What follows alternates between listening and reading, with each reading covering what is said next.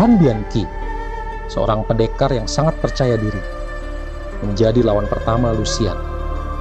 Ia merasa bahwa dengan kehebatannya, Lucian bisa segera dikalahkan. Namun, dalam beberapa jurus, ia sudah mulai kewalahan menghadapi gerakan Lucian yang sangat gesit. Setiap pukulan Han Bianqi hanya mengenai angin, sementara Lucian bergerak seperti angin, mengelak dan mempermainkannya. Pada satu titik, Han Bianqi terdesak hingga ke tepi panggung, membuatnya tampak seperti orang bodoh. Lucian dengan mudah mengelak dari setiap serangan. Pada satu momen, Lucian melompat tinggi dan lenyap dari pandangannya, meninggalkan Han Bianqi yang kebingungan. Para tamu tertawa melihat kelucuannya. Dengan sedikit rasa malu, Han Bianqi turun dari panggung, gagal meraih hati gadis itu. Tak lama kemudian, dua pemuda lain maju, berharap bisa mengalahkan Lucian. Seperti yang sudah diperkirakan, Lucian kembali menang mudah. Kedua pemuda itu terlempar dari panggung, kalah telak tanpa dapat menyentuh Lucian sedikit pun. Penonton bersorak, memuji kehebatan dan kecantikan Lucian. Sementara gadis itu hanya tersenyum anggun, menikmati kemenangan yang mudah didapatnya. Di tengah kegembiraan itu, seorang pemuda lain yang tampak sederhana dan tenang, Li Kung, maju dengan langkah perlahan ke panggung. Pertarungan dimulai, dan kali ini Lucian harus lebih berhati-hati. Gerakan Li Kung yang tenang namun kuat membuatnya sulit ditebak. Meski begitu, ia tidak menyerang dengan sungguh-sungguh. Rasa marah mulai muncul di hati Lucian, yang merasa bahwa Li Kung memandangnya rendah. Dalam beberapa gerakan cepat, Lucian mulai mendesak Li Kung, yang terpaksa bertahan mati-matian. Liu Gan menyuruh Lucian menggunakan jurus Toa Hong Kiam Hoat. Lucian segera melancarkan serangan dengan kecepatan luar biasa, membuat Li Kung semakin terdesak.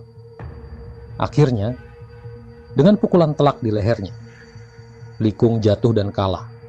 Para penonton bersorak kembali, menyaksikan kekuatan dan kelincahan Lucian. Tiba-tiba, seorang pemuda lain melompat ke panggung dan menahan tangan Lucian sebelum pukulan terakhir menghantam Li Kung. Pemuda itu adalah Kam Si-ek, yang ternyata seorang panglima muda dari Shanxi.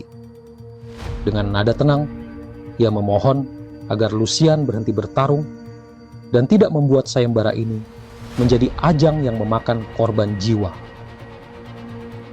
Lucian, yang terpesona oleh keberanian dan ketampanan Kam Si-ek, merasa tertarik pada sosoknya.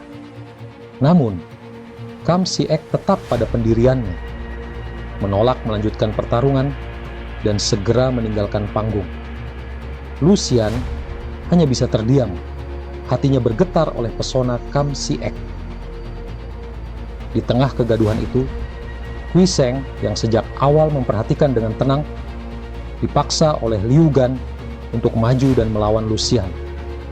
Kui Seng awalnya menolak, namun akhirnya ia setuju, bukan untuk memperebutkan Lucian, melainkan hanya untuk menguji keterampilannya. Lucian menyambutnya dengan penuh semangat. Meski diam-diam, ia merasa kesal karena sebelumnya pernah merasa kalah dalam adu tenaga melawan Kui Seng.